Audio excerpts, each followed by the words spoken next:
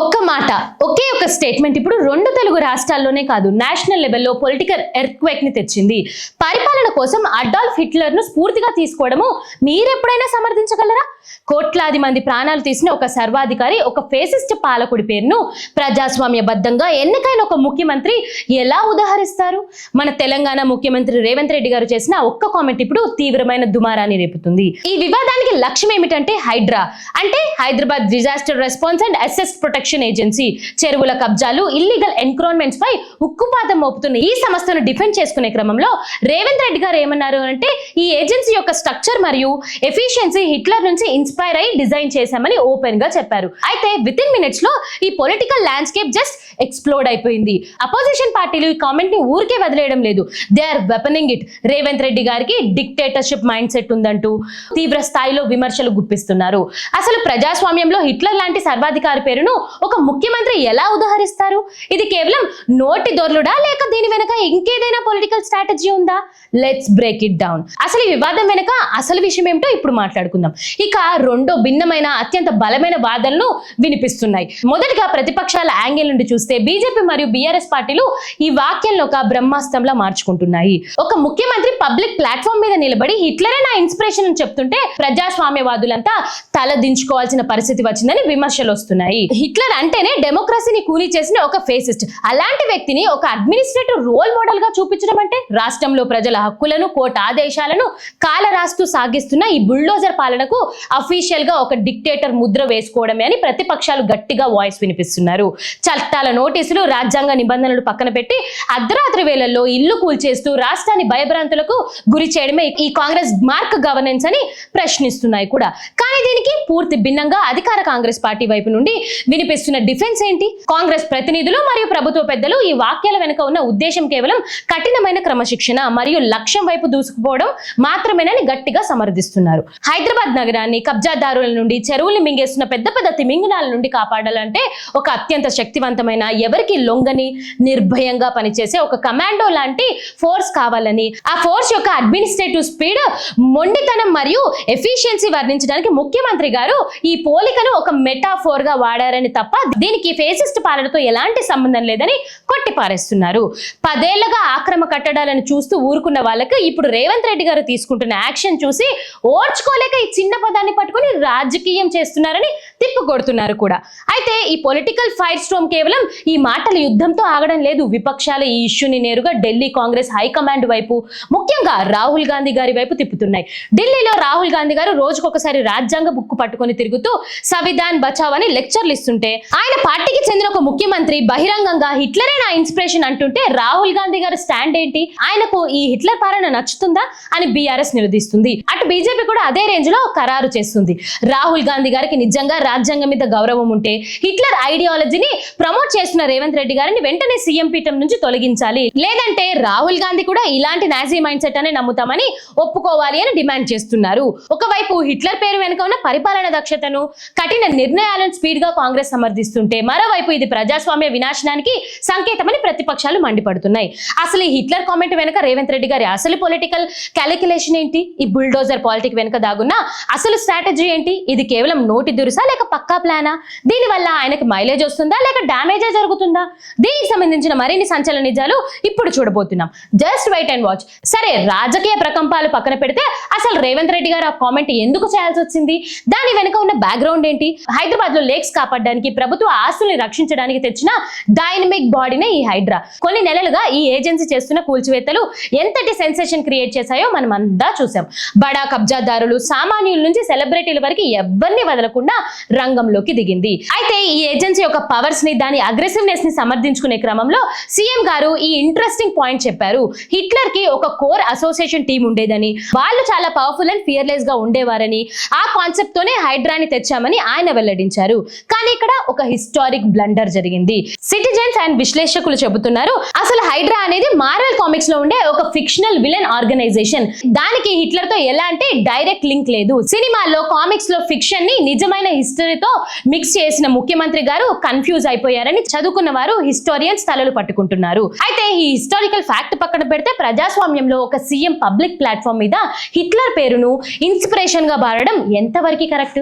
This is the biggest question right now. ఈ Hitler Hydraa confusion లోతుగా విశ్లేషిస్తే ఇక్కడ కేవలం ఒక చారిత్రాత్మక పొరపాటు లేక ఒక సాధారణ నోటి దురద మాత్రమే కనిపించడం లేదు. విశ్లేషకులు మరియు హిస్టోరియన్స్ వర్జన్ ప్రకారం ఒక బాధ్యతావంతమైన పదవిలో ఉన్న నాయకుడు అంతర్జాతీయ వేదికపై మాట్లాడుతున్నప్పుడు ఫ్యాక్ట్స్ విషయంలో మరింత స్పష్టంతో ఉండాలి. మార్వెల్ సినిమాటిక్ యూనివర్స్ ని కెప్టెన్ అమెరికా వ్యతిరేకంగా ఉండే విలన్ గ్రూప్ ని నిజమైన హిస్టరీతో ముడిపెట్టడం వల్ల సీఎం అజ్ఞానం బయటపడిందంటూ సోషల్ మీడియాలో ట్రోల్స్ నడుస్తున్నాయి. కానీ విమర్శల తీవ్రత హిస్టారికల్ కన్ఫ్యూజన్ కంటే కూడా ఆ పదం వెనుక భావజాలం పైనే ఎక్కువగా ఉంది. మరోవైపు అధికార కాంగ్రెస్ పార్టీ ఈ వ్యాఖ్యల వెనుక ఉన్న అసలు ఉద్దేశాన్ని చాలా గట్టిగా డిఫెండ్ చేసుకుంటుంది. వారి వాదన ప్రకారం ముఖ్యమంత్రి గారు హిట్లర్ సిద్ధాంతాలను కానీ క్రూరత్వాన్ని కానీ ఎక్కడా ప్రమోట్ చేయలేదు. ఆయన చెప్పాలనుకుంది కేవలం ఒకటే, కఠినమైన క్రమశిక్షణ మరియు లక్ష్యం వైపు దూసుకుపోవడం. హైదరాబాద్ లో దశాబ్దాలుగా పాతుకుపోతున్న చెరువు కబ్జాదారులు, రాజకీయ అండదండలున్న బడా తిమింగిలాలను ఢీకొట్టాలని ఒక అత్యంత శక్తివంతమైన, ఎవరికి లొంగని ఒక కమాండో లాంటి ఫోర్స్ కావాలి. ఆ ఫోర్స్ యొక్క అడ్మినిస్ట్రేటివ్ ఇంటెలిజెన్స్ వేగాన్ని వర్ణించడానికి ఆయన ఈ పోలిక వాడారు తప్ప దీనికి వేరే అర్థాలు తీయాల్సిన అవసరం లేదని కాంగ్రెస్ వర్గాలు స్పష్టం చేస్తున్నాయి. కబ్జాదారుల గుండెల్లో వణుకు పుట్టించడమే రేవంత్ రెడ్డి గారి అలైన్మెంట్ టార్గెట్ అని, ఈ క్రమంలో వాడిన ఆ మెటోఫోరాను ప్రతిపక్షాలు కావాలనే బురద జల్లడానికి వాడుతున్నారని ప్రభుత్వం చెబుతుంది. మరి సరే, ఉద్దేశం కఠినమైన క్రమశిక్షణే కావచ్చు, కానీ ఒక ఫిక్షనల్ విలన్ గ్రూప్ ని ఒక రియల్ వరల్డ్ లో ఒక డిక్టేటర్ ని కలిపి చేసిన ఈ కామెంట్స్ ప్రజాస్వామ్య వ్యవస్థలో ఎలాంటి చర్చకు దారితీస్తాయి? ఈ బుల్డోజర్ యాక్షన్ కు హిట్లర్ బ్రాండింగ్ సరిపోతుందా? ఈ వివాదం ఇక్కడితో ఆగడం లేదు. ఈ ప్రకటన వెలువడిన వెంటనే విపక్షాలు ఏ విధంగా ఉమ్మడి యుద్ధం ప్రకటించాయి? దీనిపైన బీజేపీ బీఆర్ఎస్ చేసిన ఆరోపణలు ఏంటి? రాజకీయ మలుపులు తిప్పాయా లేదా అనేది ఇప్పుడు మనం చూద్దాం. Just wait and watch. ముఖ్యమంత్రి నోట హిట్లర్ అనే మాట రావడం ఆలస్యం. విపక్షాల బీజేపీ బీఆర్ఎస్ పార్టీలు ఉమ్మడి యుద్ధం ప్రకటించేశాయి. ఈ రోజు రెండు పార్టీలు కూడా అత్యంత తీవ్రమైన ఏకకాల దాడిని కాంగ్రెస్ ప్రభుత్వంపైకి విసురుతున్నాయి కూడా. బీఆర్ఎస్ వర్కింగ్ ప్రెసిడెంట్ కేటీఆర్ గారు ఈ వ్యాఖ్యలపై నిప్పులు చెలరేగారు.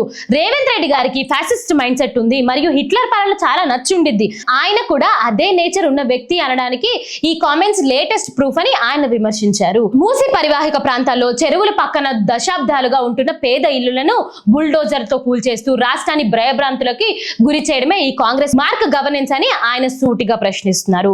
మరోవైపు బీజేపీ కూడా ఈ ఇష్యూపై చాలా సీరియస్ అయింది. కేంద్ర మంత్రులు, రాష్ట్ర నేతలు సీఎం వ్యాఖ్యలను డీప్ గా డిస్టర్బింగ్ అండ్ హిస్టారికల్ అన్హింజ్డ్ గా అభివర్ణించారు. కోట్లాది మందిని హతమార్చిన హిట్లర్ లాంటి నియంతను గ్లోరిఫై చేయడం ఈ దేశ ప్రజాస్వామ్యానికే అపమానకరం అంటూ రేవంత్ రెడ్డి గారు వెంటనే బేషరతుగా క్షమాపణ చెప్పాలని డిమాండ్ చేస్తున్నారు.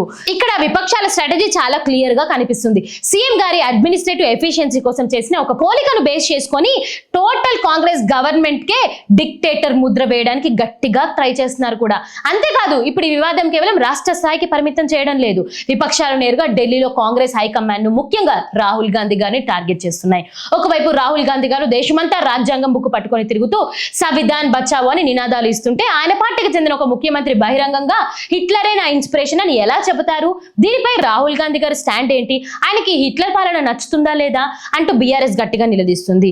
ఇటు బీజేపీ కూడా అదే రేంజ్ లో ఖరారు చేస్తుంది. రాహుల్ గాంధీ గారికి నిజంగా ప్రజాస్వామ్యం మీద నమ్మకం ఉంటే హిట్లర్ ఐడియాలజీని ప్రమోట్ చేస్తున్న రేవంత్ రెడ్డి గారిని వెంటనే సీఎం పీఠం నుంచి తొలగించి, లేదంటే రాహుల్ గాంధీ గారు కూడా ఈ నాజీ మైండ్ సెట్ ని నమ్ముతానని ఒప్పుకోవాలని డిమాండ్ చేస్తున్నారు.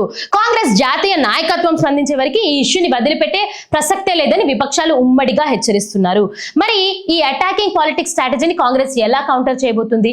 విపక్షాలు వేస్తున్న ఈ డిక్టేటర్ ముద్రను రేవంత్ రెడ్డి గారు ఎలా తిప్పి కొట్టబోతున్నారు? దీనికి సంబంధించిన మరిన్ని సంచలన నిజాలు అండ్ అనాలిసిస్ ని ఇప్పుడు మనం చూడబోతున్నాం. ఈ కాంట్రవర్సీని మనం కేవలం ఒక చిన్న సిప్ ఆఫ్ టంగ్ లాగానో లేదా ఏదో మాట వరసకు అన్న మాట లాగానో చూసి అస్సలు వదిలేయలేము. ఎందుకంటే రాజకీయ విశ్లేషకుల దృష్టికి ఇది ఒక బిగ్గెస్ట్ పొలిటికల్ సెల్ఫ్ గోల్ లాంటిది. గత కొన్ని రోజులుగా హైడ్రా క్షేత్ర స్థాయిలో ఆక్రమ కట్టడాలు కూల్చేస్తూ, లేక్స్ ని రీక్లైమింగ్ చేస్తూ పర్యావరణ పరంగా రేవంత్ రెడ్డి గారు ప్రభుత్వానికి ఈ రేంజ్ లో మైలేజ్ తెచ్చిపెట్టింది.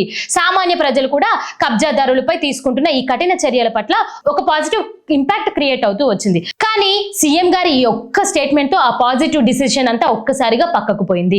ఇప్పుడు రాష్ట్రంలో ఎక్కడ చూసినా పర్యావరణ పరిరక్షణ గురించి కాదు, అథారిటైజేషన్ నుంచి ఫేసిజం మరియు డిక్టేటర్షిప్ గురించి ప్రధానంగా చర్చ నడుస్తుంది. ఒక మంచి ఆశయంతో ఎంతో కష్టపడి బిల్డ్ చేసిన ఒక బ్రాండ్ కి ఇలాంటి వివాదాస్పదమైన పోలిక తీసుకురావడం వల్ల అది సాధిస్తున్న పాజిటివ్ ఇమేజ్ మొత్తం డ్యామేజ్ అయ్యే ప్రమాదం ఉందనడంలో ఎలాంటి సందేహం లేదు. అయితే ఇక్కడ మనం ఒక ముఖ్యమైన విషయాన్ని గమనించాలి. ఈ వివాదం వెనుక కేవలం ప్రతిపక్షాల ఆరోపణలే ఉన్నాయా, లేక దీని వెనుక ఇంకేదైనా లోతైన పొలిటికల్ మైండ్ గేమ్ ఉందా? రేవంత్ రెడ్డి గారు కేవలం ఒక ఏజెన్సీ యొక్క వేగం మరియు సమర్థత కోసం వాడిన ఒక మెటాఫోర్ అని తెలంగాణ ప్రజలు దీనిని లైట్ తీసుకుంటారా, లేక అపోజిషన్ బిల్డప్ చేస్తున్న ఈ భారీ నేషనల్ ప్రెజర్స్ కి కాంగ్రెస్ హైకమాండ్ లొంగి ఢిల్లీ వేదికపై ఏదైనా డ్యామేజ్ కంట్రోల్ చర్యలు చేపడుతుందా? ఈ ఫ్యాసిస్ట్ ముద్రను చెరిపేసుకోవడానికి ముఖ్యమంత్రి గారు తన అగ్రెసివ్ స్ట్రాటజీ మారుస్తారా, లేక విపక్షాల విమర్శలను బేకారు చేస్తూ ఇదే దూకుడుతో రాబోయే రోజుల్లో కనిపిస్తారా అనేది ఇప్పుడు $1 మిలియన్ ప్రశ్నగా మారిపోయింది. రాజకీయాల్లో మాట అనేది ఒక పదమైన ఆయుధం. అది ఒకసారి ప్రత్యర్థులను సహకరిస్తుంది, ఒకసారి సొంత పార్టీనే డిఫెన్స్ లో పడేస్తుంది. ఇప్పుడు కాంగ్రెస్ పార్టీ అనుభవిస్తున్న పరిస్థితి సరిగ్గా అదే. ఢిల్లీలో రాహుల్ గాంధీ గారు దేశవ్యాప్తంగా ప్రజాస్వామ్యాన్ని, రాజ్యాంగాన్ని కాపాడుతామని పోరాడుతుంటే ఇక్కడ క్షేత్రస్థాయిలో అదే పార్టీకి చెందిన ఒక పవర్ఫుల్ ముఖ్యమంత్రి ఇలాంటి వ్యాఖ్యలు చేయడం అనేది జాతీయ స్థాయిలో కాంగ్రెస్ కి తీవ్రమైన ఇరకాటంలో నెట్టేసింది. దీనివల్ల పొలిటికల్ నరేటివ్ మొత్తం విపక్షాల చేతిలోకి వెళ్ళిపోయింది. ఒక అడ్మినిస్ట్రేటివ్ యాక్షన్ ని డిఫెండ్ చేసుకునే క్రమంలో చారిత్రాత్మక వాస్తవాలను తారుమారు చేస్తూ హిట్లర్ లాంటి సర్వాధికారి పేరును ప్రసంగించడం ద్వారా రేవంత్ రెడ్డి గారు ప్రతిపక్షాలకు ఒక పెద్ద అస్త్రాన్ని తానే స్వయంగా అందించారని చెప్పక తప్పదు. కానీ ఇవన్నీ పక్కన పెడితే సామాన్య ప్రజల కోణం నుండి ఆలోచిస్తే అసలు ట్విస్ట్, అసలు క్లైమాక్స్ వేరే ఉంది. అన్నిటికంటే ముఖ్యమైన బిగ్గెస్ట్ క్వశ్చన్ ఏమిటంటే హైదరాబాద్ లాంటి గ్లోబల్ మెట్రోపాలిటన్ సిటీ కాపాడడానికి దశాబ్దాలుగా పాతుకుపోతున్న బడా కబ్జాదారులని, పొలిటికల్ బ్యాక్గ్రౌండ్ ఉన్న తిమింగనాలను డీకోడ్ చేయడానికి హైడ్రా లాంటి సంస్థకు ఇలాంటి కఠినమైన అన్కాంప్రమైజింగ్ పవర్స్ అత్యంత అవసరమా? ఎందుకంటే చట్టపరమైన లూప్ హోల్స్ వాడుకుంటూ కబ్జాదారులు కోర్టు నుండి స్టేలు తెచ్చుకుంటూ వ్యవస్థలను మేనేజ్ చేస్తున్నప్పుడు ఒక ముఖ్యమంత్రి ఇలాంటి మైండ్ సెట్ తో కూడిన భయం లేని నిర్ణయాత్మక శక్తిని రక్షణ కవచంగా మారుతుందనేది ఒక వాదన. కానీ అదే సమయంలో ప్రజాస్వామ్యబద్ధమైన చెక్ అండ్ బ్యాలెన్స్ లేకపోతే, నోటీసులు ఇవ్వకుండా, చట్టపరమైన ప్రక్రియలు పాటించకుండా అర్ధరాత్రి వేళలు బుల్డోజర్ దింపడం అనేది విపక్షాలు ఆరోపిస్తున్నట్టు ఒక ప్రమాదకరమైన నియంత్రాకృత ద్రోణికి మరియు ఫేసిస్ట్ పాలనకు దారితీస్తుందా? ఈ రెండింటి మధ్య ఉన్న గీత చాలా సన్నది. ఆ గీత దాటితే వ్యవస్థలే పతనమైపోతాయి, గీత దాటకపోతే అక్రమాలు రెచ్చిపోతారు. ఈ బ్యాలెన్స్ ను రేవంత్ రెడ్డి గారి ప్రభుత్వం ఎలా నిలబెట్టుకుంటుంది అనేది తెలంగాణ రాజకీయ భవిష్యత్తును నిర్ణయించబోతుంది. ఈ మొత్తం ఎపిసోడ్ మనకి నేర్పే పాఠం ఒకటే: ప్రజాస్వామ్యంలో అధికారం ఎంత ముఖ్యమో ఆ అధికారానికి ఉండే బాధ్యత మరియు వాడే పదాల పట్ల ఉండే విపక్ష కూడా అంతే ముఖ్యం. రేవంత్ రెడ్డి గారు హిట్లర్ కామెంట్ కేవలం ఒక పొరపాట లేక ఆయన నిజమైన మైండ్ సెట్ అనే చర్చలు సుదీర్ఘంగా సాగుతూనే ఉంటాయి. కానీ క్షేత్ర స్థాయిలో ప్రజలు కోరుకునేది కేవలం న్యాయము, నిష్పక్షపాతమైన పరిపాలన మాత్రమే. రైట్. ఈ టోటల్ ఎపిసోడ్ పై ముఖ్యమంత్రి రేవంత్ రెడ్డి గారి వివాదాస్పైన వ్యాఖ్యలపై మీ వ్యక్తిగత అభిప్రాయం ఏంటి? ఆయన కేవలం హైడ్రా యొక్క పవర్ ను మరియు వేగాన్ని వర్ణించడానికే వాడిన ఈ సాధారణ పోలిక మాత్రమేనా, లేక ప్రతిపక్షాలు ఆరోపిస్తున్నట్టు ఇది ప్రజాస్వామ్యానికి ముప్పు తెచ్చే ఒక ప్రమాదకరమైన ఫ్యాసినేట్ మైండ్ సెట్టా? ఈ బుల్డోజర్ పాలన మన నగరానికి మంచి చేస్తాయా, లేక భయ భ్రాంతాల్లోకి మనల్ని నెట్టేస్తాయా? మీ ఒపీనియన్ కింద కామెంట్ సెక్షన్ లో తప్పకుండా షేర్ చేయండి. మరిన్ని సంచలన నిజాలతో, ఇలాంటి వాడి వేడి రాజకీయ విశ్లేషణలతో మరియు నిరంతర పొలిటికల్ అప్డేట్స్ కోసం మన ఛానల్ ని సబ్స్క్రైబ్ చేసుకోండి. చూస్తూనే ఉండండి భారత్ ఆవాజ్. జై హింద్.